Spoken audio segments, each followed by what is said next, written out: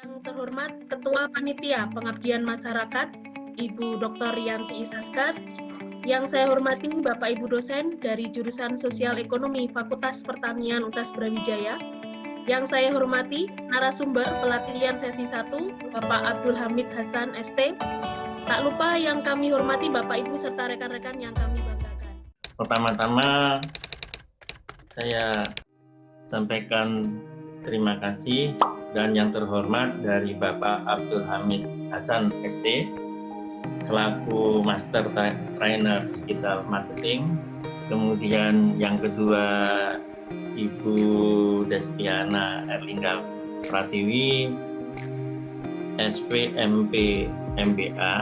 Jadi kedua beliau ini adalah nantinya sebagai narasumber, dan ucapan terima kasih juga kepada Bapak Ibu, saudara-saudara peserta dari pelatihan keuangan dan pemasaran digital yang diselenggarakan oleh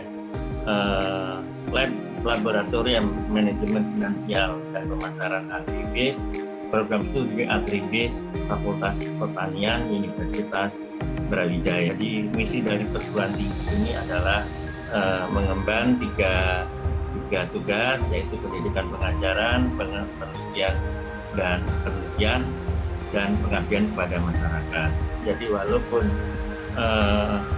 pada saat ini ada pandemi COVID-19, tapi kegiatan tersebut harus tetap kita lakukan. Nah, untuk kali ini kegiatan pengabdian masyarakat yang dilakukan oleh Lab MFPA itu adalah pelatihan keuangan dan pemasaran digital yang dilakukan secara daring. Acara ini akan dilakukan 3 sesi gitu. Jadi mulai tanggal 15 Agustus ini tadi sudah disampaikan oleh pembawa acara, yaitu mengenai optimalisasi penggunaan medsos, media sosial, dan membuat Google Business. Kemudian sesi kedua nanti itu tanggal 19 adalah materinya mengenai cash flow dan analisis kelayakan usaha, dan yang ketiga tanggal 22 Agustus itu materinya mengenai membuat konten marketing, membuat iklan di Google Ads, dan branding video di YouTube. Acara ini diikuti oleh UKM, kemudian alumni FP, dan yang ketiga mahasiswa yang mempunyai usaha. Diharapkan acara pelatihan ini nanti akan meningkatkan skill dan produktivitas dari Bapak Ibu, saudara-saudara yang mempunyai usaha. Jadi walaupun pandemi COVID ini, kita tentunya harus tetap berkreasi, berinovasi, dan merupakan tantangan juga peluang untuk kita berusaha. Dan yang terakhir tentunya saya mengapresiasi dan mengucapkan terima kasih yang sebesar-besarnya kepada semua teman-teman dari Lab MFPA ini yang dikomandani oleh Bu Dr. Rianti, sehingga acara ini bisa terselenggara. Dengan mengucap Bismillahirrahmanirrahim, acara pelatihan keuangan dan pemasaran digital ini secara resmi saya nyatakan dibuka. Terima kasih. Assalamualaikum warahmatullahi wabarakatuh. Oke, perkenalkan saya Abdul Hamid Hasan. Saya CEO dari Digipreneur. Apa itu Digipreneur? Digipreneur itu adalah layanan untuk usaha mikro, kecil, dan menengah. Kami mendampingi dalam proses untuk digitalisasi pemasaran dari UMKM. Apa itu mencakup mulai dari pembuatan konten, kemudian pembuatan website, dan lain-lain. Memang lebih banyak di-advise ke bagaimana improve digital marketingnya. Orang baru tersadar ketika terjadi wabah corona. Apa sih online itu? Ngapain sih saya harus online? Sedangkan kondisi pandemi seperti sekarang, jenengan tahu sendiri bagaimana kalau mau jalan-jalan, mau keluar harus pakai masker, bawa hand sanitizer. Manusia itu sudah terkoneksi dengan internet, terkoneksi satu sama lain dengan internet, dengan digital. Ini kalau zaman dulu 79% menggunakan internet setiap hari, mungkin hari ini Bahkan anak sekolah yang biasanya pendidikannya offline pun juga dipaksa untuk online. Konsumen Indonesia sudah mulai beralih ke digital. Satu, sharing ekonomi kita lihat bagaimana Gojek kemudian merebut pasar, bukan merebut sih saya bilang, memodernisasi pasar jasa layanan orang atau ojek. Bagaimana kemudian ruang guru dengan sistemnya dia bisa merebut pasar-pasar yang biasanya diambil oleh kursus-kursus offline seperti Primagama dan lainnya. Nah, ada fintech. Apa fintech? Fintech itu jasa layanan keuangan digital. Ada Genius dari BTPN, ada GoPay dari Gojek, ada OVO. Kenapa bisnis Anda sebaiknya go online? Satu, biaya operasional itu lebih rendah. Biaya pemasaran yang fleksibel dan rendah. Belajar bisnis online itu saya bilang tidak ada resiko. Apa yang harus kita setting? Satu, kita login dulu menggunakan akun yang kita gunakan. Pastikan Anda menghafalkan akun login ini. Untuk menambahkan lokasi, Anda tinggal, kalau pakai HP, Anda tinggal klik di kanan bawah, itu ada tombol plus tambahkan lokasi. Ya, kalau di laptop ada tambahkan satu lokasi. Cari dulu nama bisnis Anda di sini, misalnya Resto Kopi. Pastikan ketika mengambil kata kunci adalah kata kunci yang buying atau kata kunci yang digunakan oleh orang untuk membeli. Misalnya saya mau meriset kata kunci baju koko pink. Ketika banyak macam seperti ini, Anda harus kreatif dalam menyusun judul ya. Ini kan banyak nih ya. Baju koko pink salem, baju koko warna pink ya. Pastikan baju koko ini tidak boleh duplikat baju kokonya. Perhatikan di sini, ketika kita meramu 3 kata kunci tadi, baju koko pink salem, sama baju koko warna.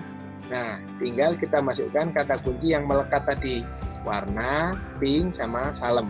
Ketika ada orang mencari nama produk Anda di sana, Google akan menyamakan apa yang dicari dengan judul bisnis Anda. Dari situs Google Business membantu Anda sekaligus mendapatkan halaman situs ini. Dan halaman situs ini juga bisa otomatis dioptimasi hingga berada di halaman depan dari, perhatikan di sini, sebelah kiri kalau Anda menggunakan laptop ada pilihan opsi situs. Ya, situs Anda bisa memilih satu, memilih tema.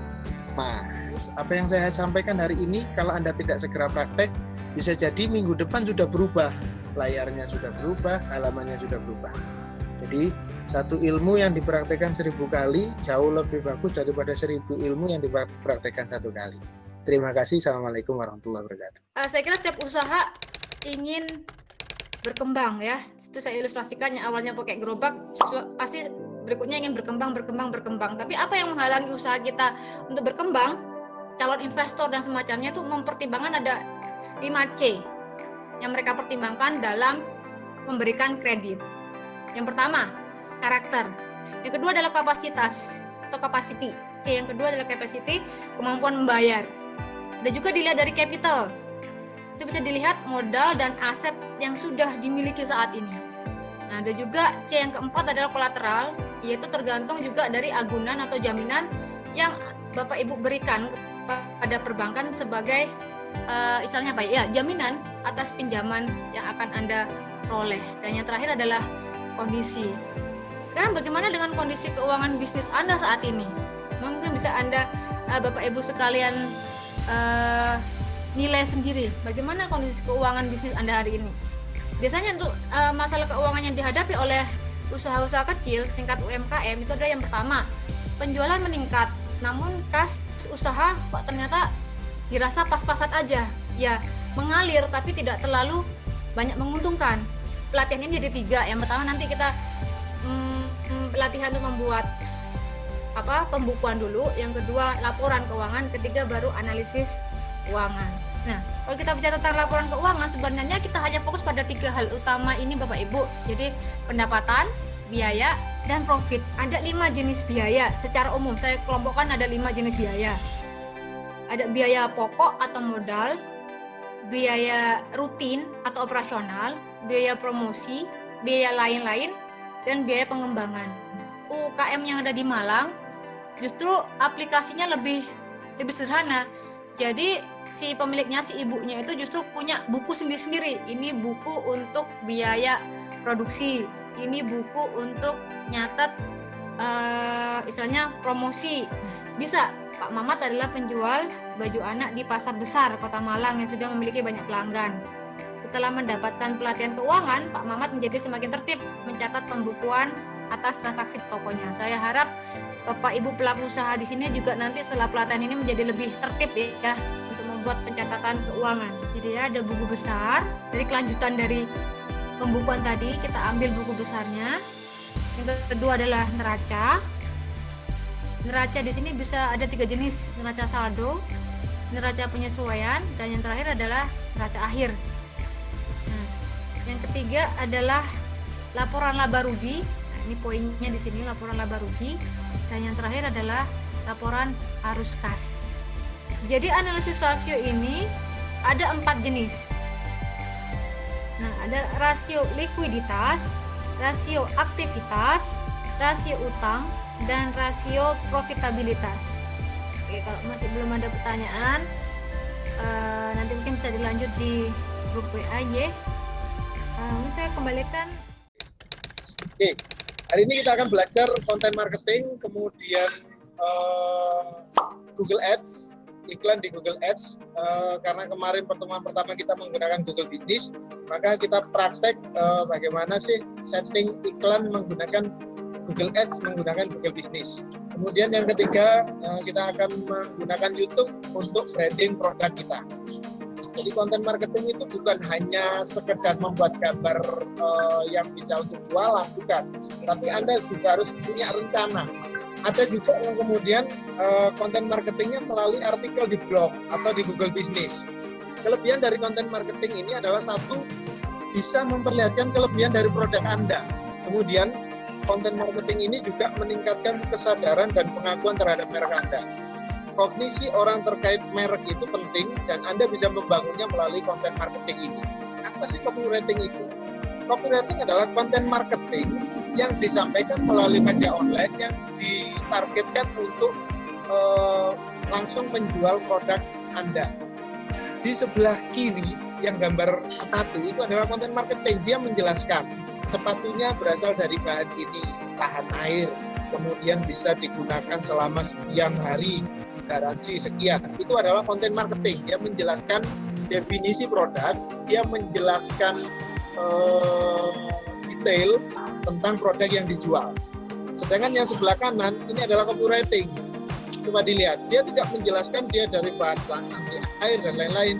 Dia langsung fokus kalau mau beli silakan hubungi ini shop, diklik ada di tombol bawah itu ada shop atau belanja. Kalau kita biasanya dikasih nomor HP. Nah, bagaimana caranya membuat copywriting atau content writing yang bagus? Satu, pastikan Anda memahami produk atau jasa Anda.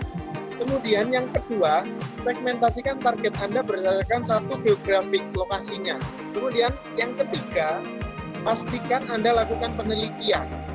Penelitian ini untuk apa? Penelitian ini untuk melakukan pastikan bahwa profil target audiens Anda itu tepat. Untuk membuat konten yang berkualitas, satu, Anda harus cari tren atau topik yang sedang banyak diperbincangkan.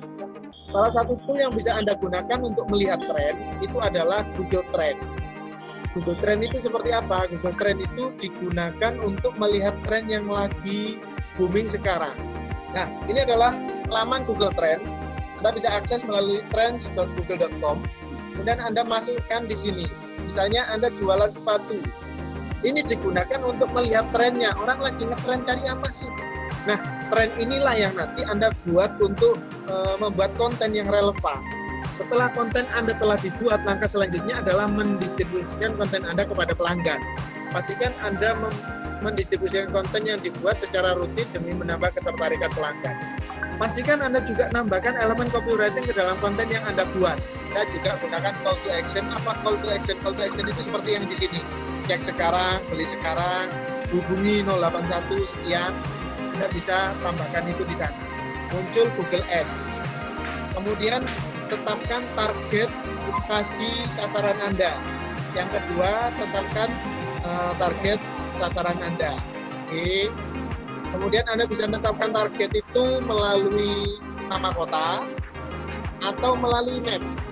Oke. Bagaimana strateginya? Satu, tetap seperti tadi, pahami target market bisnis Anda. Kalau Anda jualan hijab, berarti target market Anda adalah perempuan, bukan laki-laki. Kemudian bagaimana gunakan strategi konten tadi untuk membuat konten yang bermanfaat. Jadi kalau hijab, bagaimana penggunaannya.